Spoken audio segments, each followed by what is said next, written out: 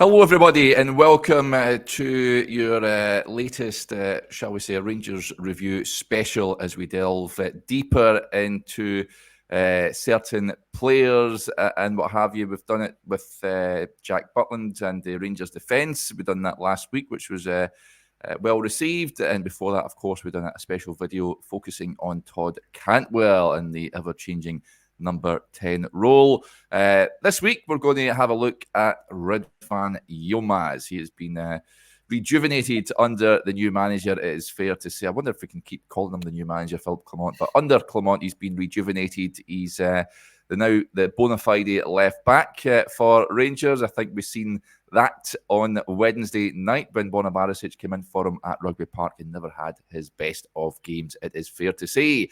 But to join me to look at the Turkish international's form of late is Joshua Barry. How are we doing, Joshua? Good. Yeah, Derek, waited a long time to do a Ridvan video, haven't we, since he came to the club in 2022. So, yeah, looking forward to discussing it a little bit more. As you say, we've done these videos over the last couple of weeks, and we'll put the link to the piece in the description, and hopefully provide some more context as to why Ridvan's been such an important player for Rangers. I think especially in 2024 so far.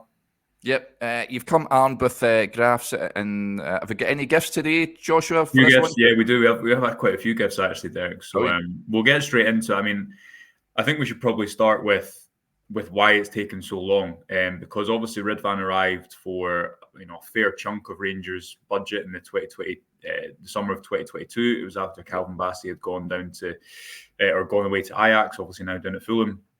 And they needed a left back in that area to presumably usurp Borna Barisic that season. Obviously, that never materialised. Managerial changes. I think Ridvan's signing very much falls into the category of squad planning that's differentiated from manager to manager, as opposed to what you hope happens now with Niels Koppen in charge, which is that there's a more aligned recruitment focus instead of chopping and changing styles really consistently. But just to start, I've got his minutes played maps over the last couple of seasons, Derek. So this is in the league. This is the minutes that Ridvan played. And the key's pretty self-explanatory, but you can pause it to obviously, not you, Derek, but the viewers can pause it to look at if they want. In effect, all this is showing is, and this is largely because he had a hamstring injury, obviously, really towards the end of Giovanni Van Bronckhorst's time at the club.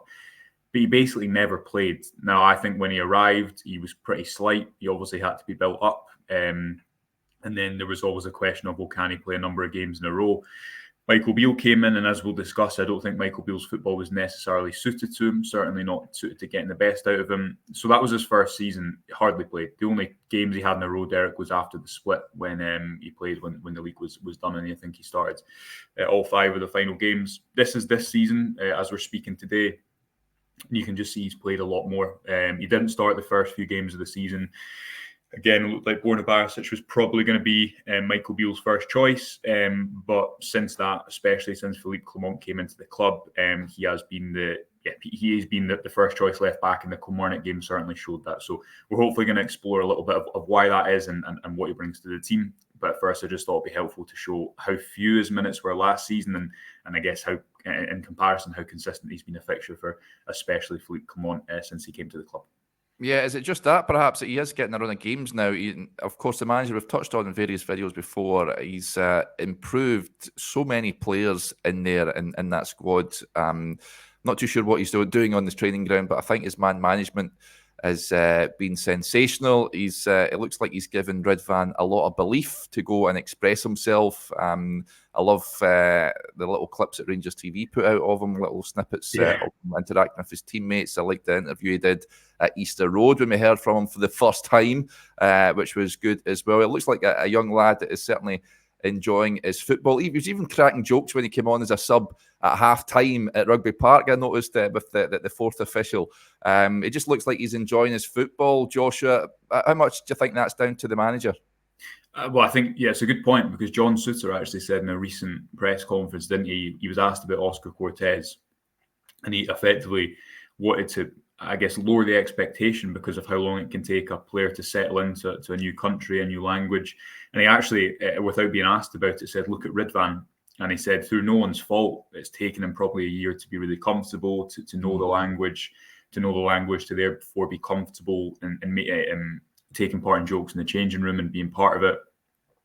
And I think that's an important point as well. Sometimes it does just take players time to get to know the league, get to know the language, and play with confidence. I mean, Ridvan was someone who's played in Turkish football, so coming on a game like Rugby Park where there's a lot of pressure, I guess the one of the appealing parts of his transfer was, well, he'll know what playing for a pressurised crowd is like, and I think you see that in his game with the risks he's willing to take. But I do think it's important to point out sometimes it just takes a player time to settle. If we look at, before we go into the gifts, Derek, which is all taken from the game against Hearts, the 5-0 home win, in which I thought he was arguably Rangers man of the match, who got it? Cyril Dessers got it, didn't he? But I think firstly, if we just look at how the role of the left back has changed, so obviously Clement, I'll explain this setup in a minute, but Clement's tactical setup has wingers providing width, and it allows a lot more flexibility within the fullback position, as opposed to Michael Beale's, which was always the fullbacks high and wide, which I think allows Ridvan to show off really the variety of his game. I think there's a more of a focus on ball progression over ball possession, and I'll go into a couple of, it isn't meant to rhyme, but it's nice that it does,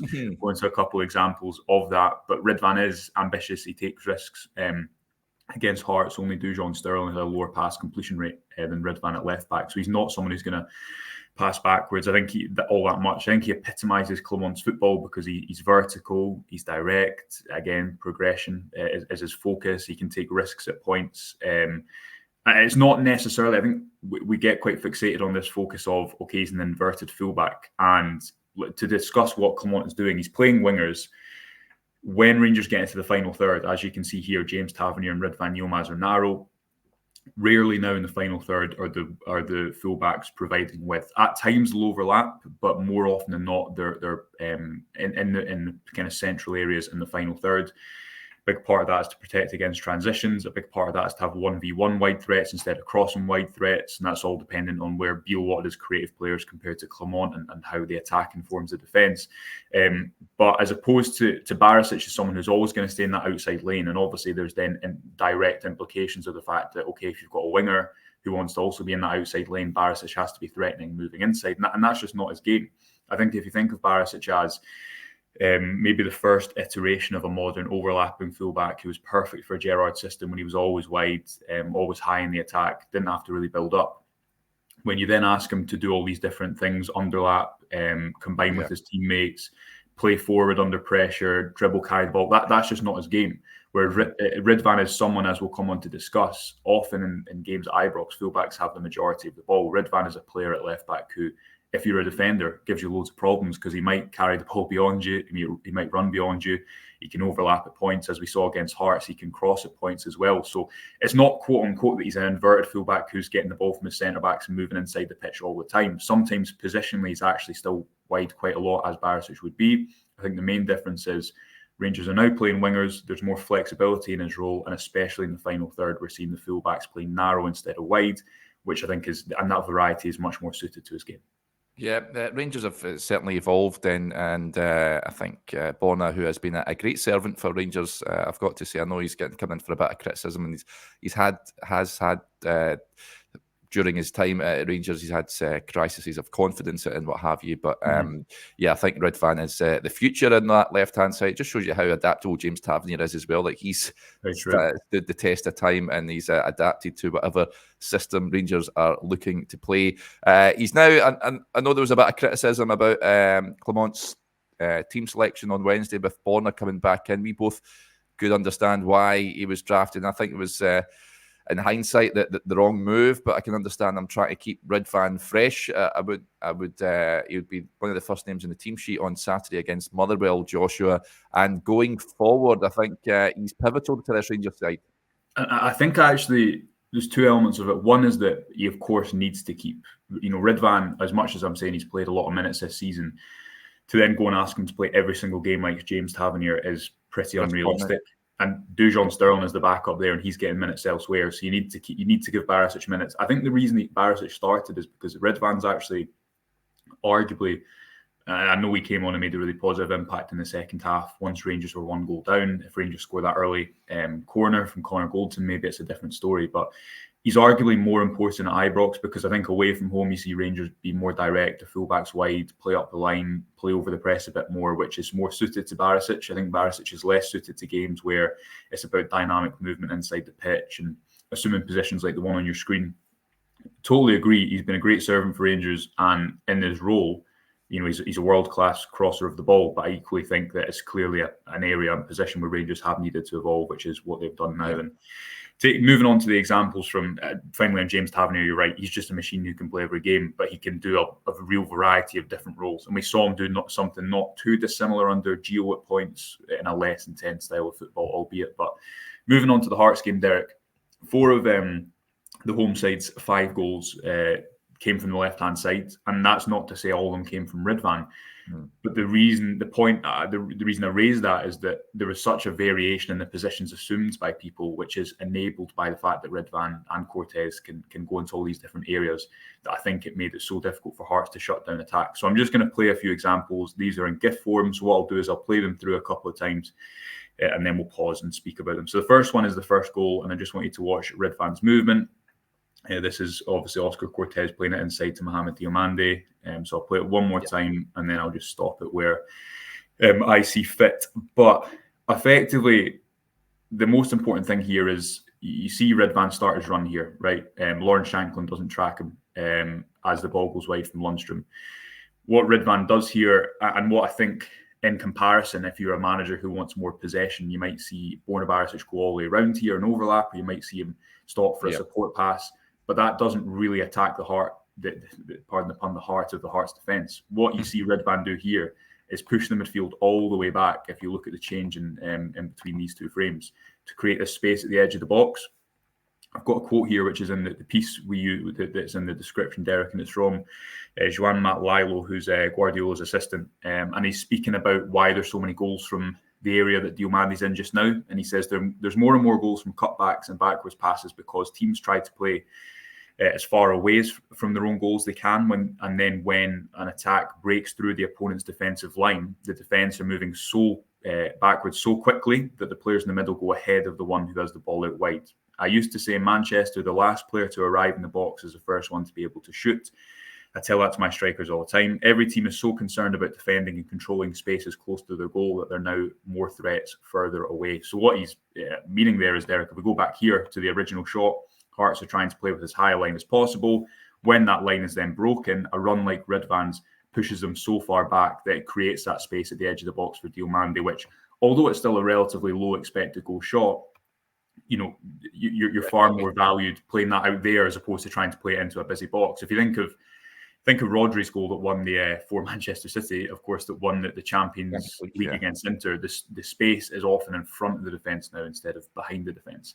And although Ridvan doesn't get an assist here, nor should he because he doesn't play the immediate pass, but it's just his ability to make these type of forward dynamic runs through the defence because they know he's a threat, they know he could get it on the underlap.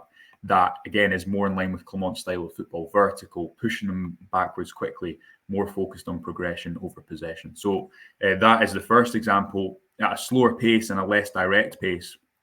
But again, notice he makes a very similar movement for John Souttar's assist. Now, people might look at this and say, oh, he does absolutely nothing. And to a degree, you're right. But the only reason Souttar is wide there, the only reason that there's probably a bit of confusion within the Hearts defence is because you've got a left back now who's as comfortable going to assume this position right high in the left half space as opposed to having to sit deep. And obviously, there's always indirect implications of a player's movement.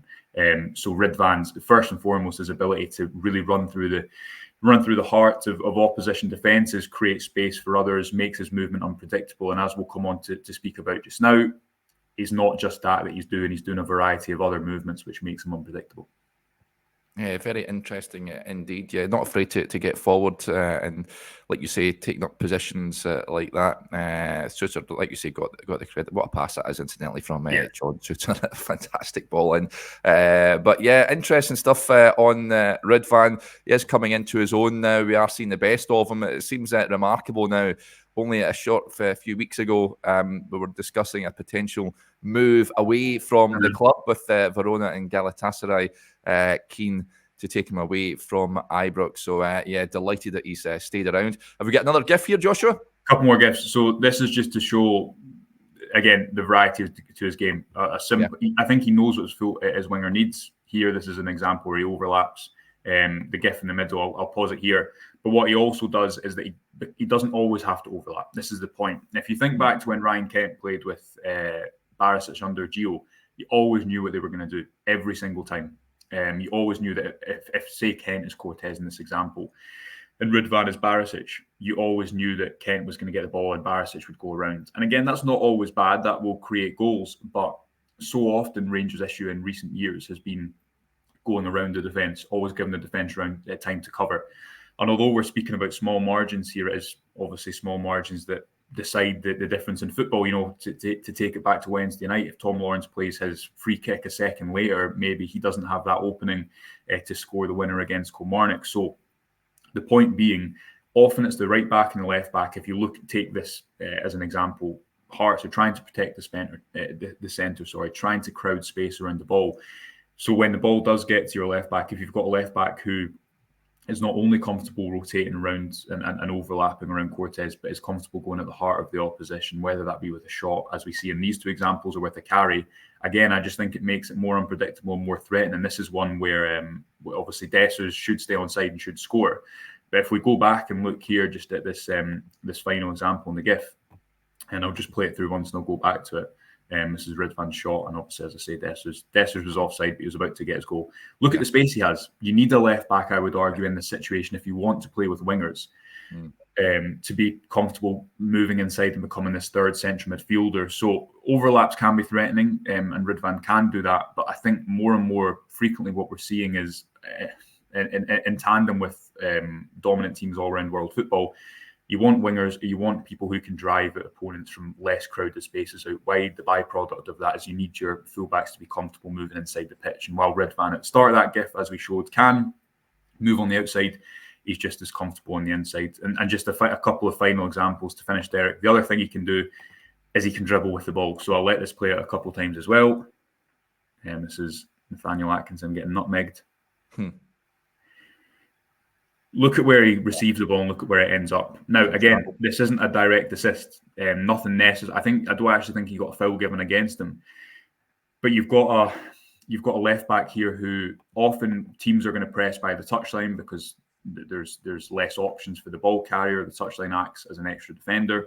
If you've got a left back here who can dribble his way forwards, who can attack that space in behind and just be direct from different areas, Rangers in the last few years, they cannot be picky about where their creativity comes from, and often it's when the ball's got to these type of positions that it's gone backwards and around. Now, in certain styles, again, that's not bad. Barisic has created a lot of goals for Rangers. He, as you say, his assist numbers have been incredible. Yeah. I just think for the way that football has moved, for what you see with fullbacks all around the world now, you need those that can outplay 1v1, that can find their own solutions and can turn pictures like this, where Ridvan is deep in his own half, to run all the way up to the edge of the opposition box. And very finally as well, something else we saw against Hearts, which was interesting, Derek, is that his crossing was actually pretty good. These are three chances that, again, Dessers should maybe do better. A couple at the back post, which were whipped in at good pace.